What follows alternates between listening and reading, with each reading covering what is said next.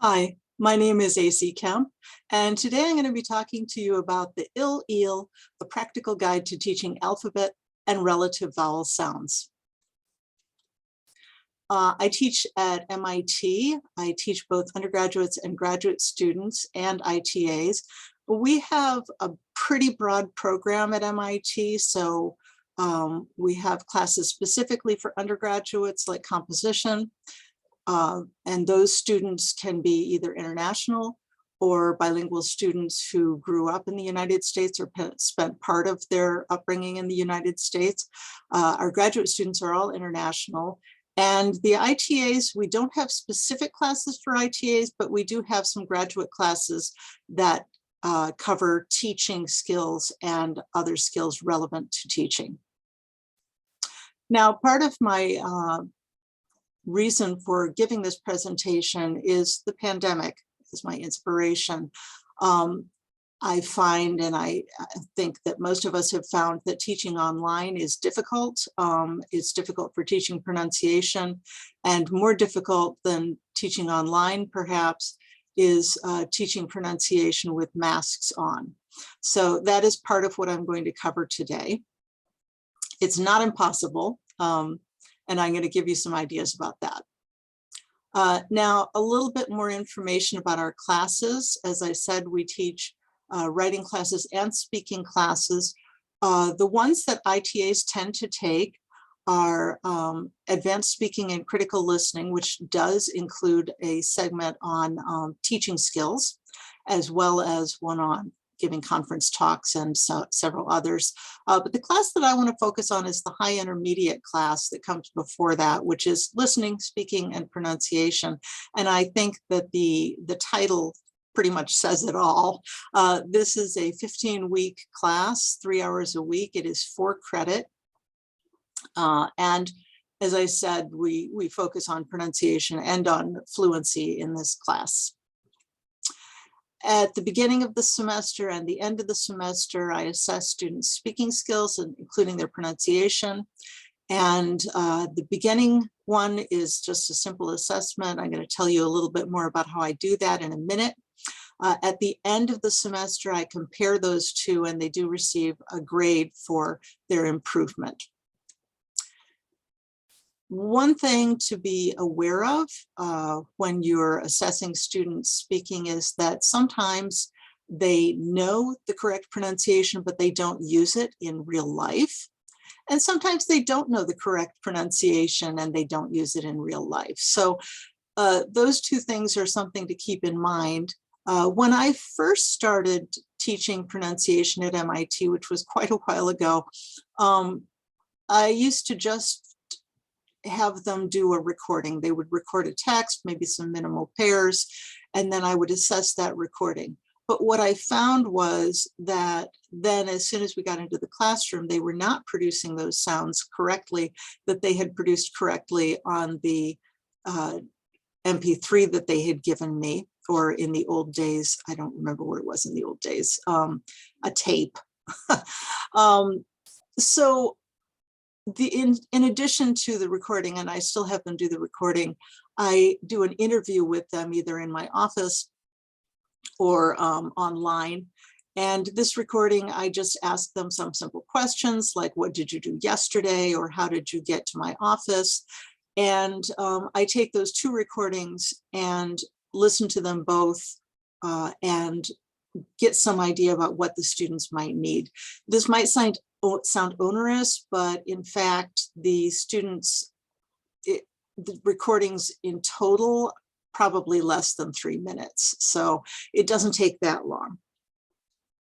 So once I've listened to those, I come up with 3 things that the students need to improve over the semester. And those 3 things could be linking, segmentals, rhythm, focus, intonation, other things on the list I'm sure you're familiar with. And today I'm going to talk about segmentals in particular, but if I do assign students segmentals, I don't just say that, I give them a particular 1 or 2 segmentals that they need to work on. For instance, I and E. And so today I'm going to be talking about alphabet and relative vowels. And just to back up a little bit, in the advanced class, I do allow students to come up with their own 3 things that they're going to work on over the semester. But in the high intermediate classes, students are very fixated on segmentals. And if I give them leeway to make their own list, it will be all segmentals. So the alphabet and relative vowels are what we're looking at, and I'm going to give you some idea about how to make the sounds, and then we're going to talk about how you can practice those sounds, make sure that the students continue to use them in real life. So I'm going to start out with some information that you probably already know. Just to review, alphabet sounds sound like they do in the alphabet song that you learned either growing up or when you were learning English. So we have the A, B, C, D, E, and so on. The main rules about alphabet vowels: they are longer, the muscles are tense, and the sound changes. And just to give you an idea of the change in sound, A, E, and I end in a Y position, O and U end in a W position. So relative vowels are different because they're shorter, the muscles are relaxed, and there's no change in the sound. And here's a comparison if you're not familiar, and this is a new thing to you. And if you need to, you can pause this in the video, but I'm going to move on. Here are some examples of both. The alphabet ones are on the top and the relative ones are on the bottom. So bait, bat, beat, bet, bite, bit, boat, bot, butte, but are just a few examples of those. And now that I've talked about the difference between them, let's talk about what's difficult. Relative vowels, I think, are the most difficult for my students. They think that they're saying ill, eel, for instance, but in fact they are saying eel, eel, because the relative vowels are more difficult for them. And that is primarily because complete relaxation is difficult. And by complete relaxation, I don't mean like, you know, on the beach or like this cat even, but rather the relaxation of the muscles in the face and throat. And in addition, if you use a book like Clear Speech, which I use for this class, they have these beautiful pictures at the end with mouth shapes for, you know, E and so on. But if you're wearing a mask, that kind of goes out the window. It's, you know, you can't really judge whether someone is making that mouth shape or not. And the students who used to use in my class mirrors or their cell phone to make sure they were doing it correctly, that doesn't work. So what I've found during the pandemic is that you can teach the difference between alphabet and relative vowels by touch. And here's one of my beautiful students doing that. And I'm going to make my window just a little bit bigger here to talk about this. So when you put your hands on your face like this, my hands are a little closer to my mouth than Catherine's are in the picture. But when you say eel, eel, you can feel everything here is tight. When you say ill, you shouldn't feel any tightness. And so the students practice those sounds with their hands on their face. And it's almost like a biofeedback that they learn that they're producing the right thing when their muscles are relaxed for the relative vowels. And that really helps them to master those sounds. Now, the alphabet vowels, most of my students can accurately pronounce those. In fact, as I said, sometimes they pronounce them when they think they're saying a relative vowel, but not all of them can. And those that do have trouble usually have trouble, oh, let me make myself smaller so you can see this cute fish. Their biggest challenge is the W mouth shape at the end of O and U, like wow.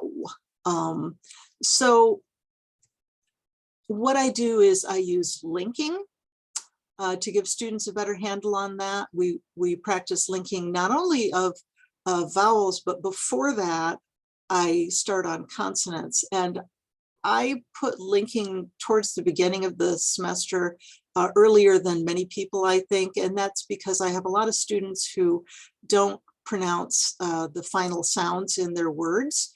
And by linking them, that helps them to become more aware of those final sounds. And the same with the vowels. The blue octopus was too old. Again, if you have your hands on your face, you can tell if your mouth is in the correct position or not, even if you're wearing a mask. And as they practice, the shape becomes more natural for them. Now, once they actually know how to produce these sounds, they still have to practice them and get used to using them in everyday life. So I'm going to show you a few exercises and activities to do that. First of all, students practice with minimal pairs. And here, the most difficult sound of all, ill and eel. And on the next slide, I have some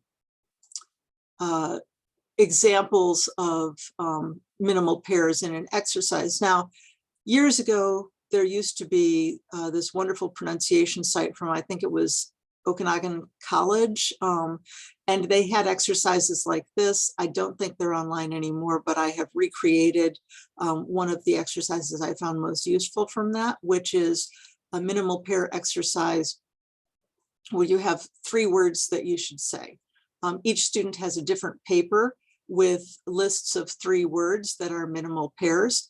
2 of the words are the same, the 3rd one is different, or the 2nd one or the 1st one.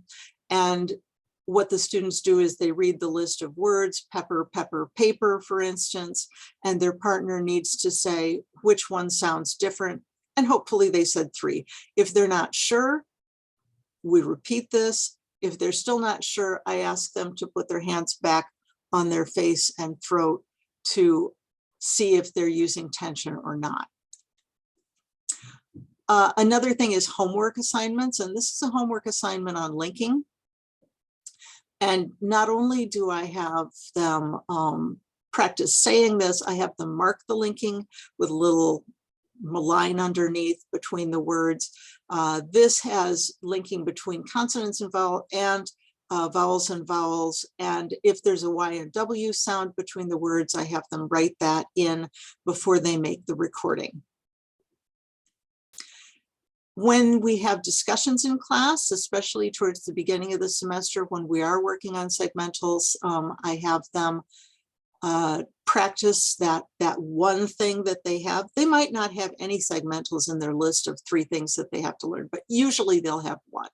And I'll ask them to focus on that when they're in their discussions.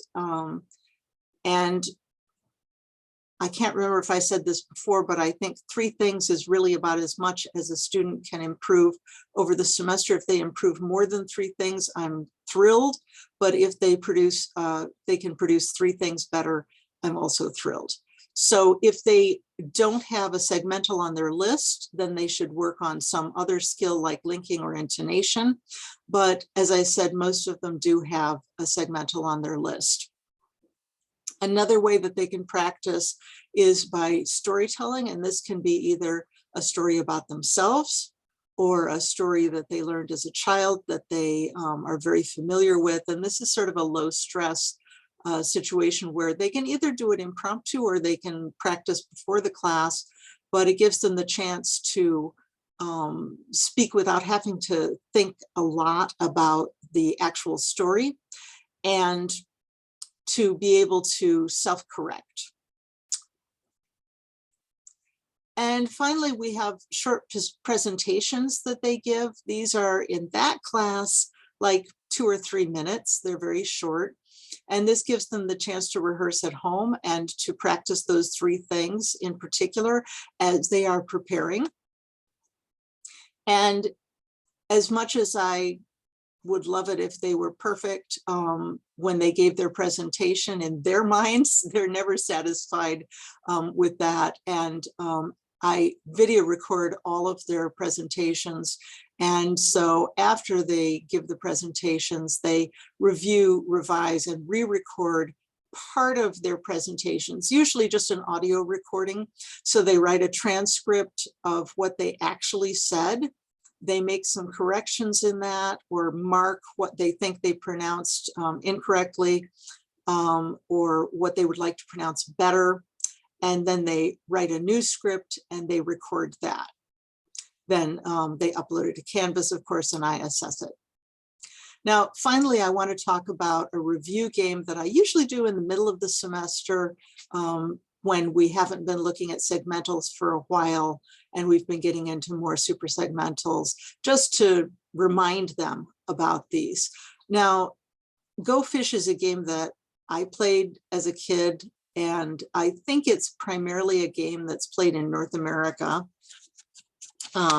But the idea is that you have, I'm getting the cards here, that you have a deck of 52 cards.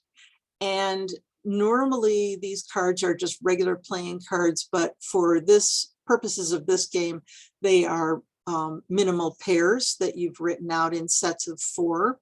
The entire game, you can find the instructions on the internet if you are not familiar with it, but the basic principle of the game is that there are these sets of 4 and you want to get as many sets of 4 cards as you can, and you do that by asking your partners, do you have any green cards? Do you have any grin cards? And again, this is a chance for them to review, and if they are having trouble with it, they can again go back to holding their face to feel the tension in their muscles.